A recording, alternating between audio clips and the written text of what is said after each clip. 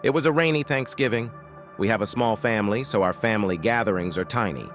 It was my mom, my two sisters, our grandparents, and I for dinner at my mom's house. My older sister, Nancy, has been moved out for years. My younger sister, Jamie, and I still live at home with our mom. Our grandparents live 20 minutes away. Our dad's side of the family all live in a different town. We were all busy cooking, and our grandma brought some food too. We always have Thanksgiving dinner at 6. Our grandparents came around 5 BUA. We had to help them walk through the rain up to the front stoop to make sure they didn't slip. It was really bad outside. After they arrived, we put on the football game in the living room. I sat with my grandparents and watched football with my grandpa, who loves the Cowboys. Meanwhile, my sisters were in the kitchen, helping our mom with the food. The rain made our Thanksgiving evening more cozy and relaxing. When it was time to set the table, I went to help. We all sat down to eat by 6, as usual.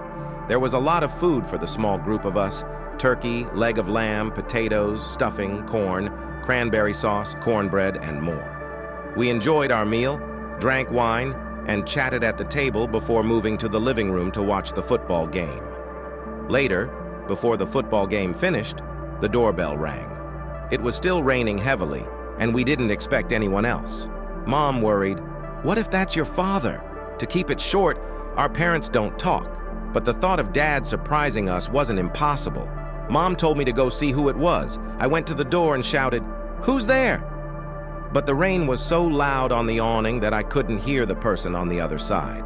So I opened the door with the storm door still closed and locked. A man with a big rain jacket and the hood up was outside the door. When I opened it, he came closer and shouted something. I had to ask him twice before I got it. He wanted food because he was hungry. Then he said something like, "If you share some food, the Lord will give you good karma."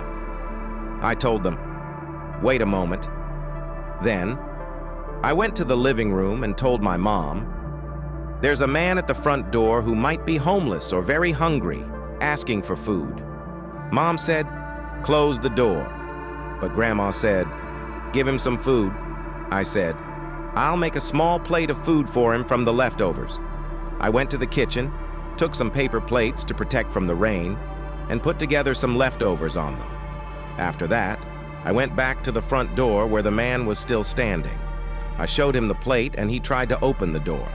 I shouted, "Wait, it's locked." But I was already nervous. Even though he tried to open the door, I unfortunately unlocked it. The moment I started to push it open, he forcefully pulled it open and tried to push through me. Quickly, I threw the food and held him back, yelling for my sisters to come help. Nancy came to assist in closing the door, and I saw 2 more guys hurrying up the front walkway to the door. I managed to push the man out enough for the door to clear, and I helped my sister close it firmly.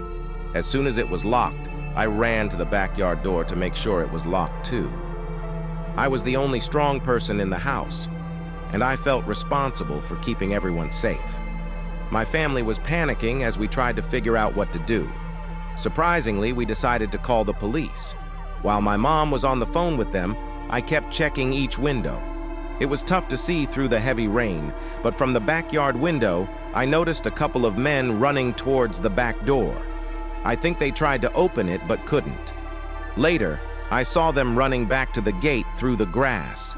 Then they disappeared. When the police came, the food I dropped on the front stoop was still there, scattered on the porch. It was clear those guys didn't come for the food, but it's important to mention, our Thanksgiving almost became a total nightmare. Thanks to me and my sister's quick actions, we prevented a disaster. My grandma wanted to help those who seemed in need, and I followed her example. Sadly, in this world, doing the right thing can sometimes cause problems.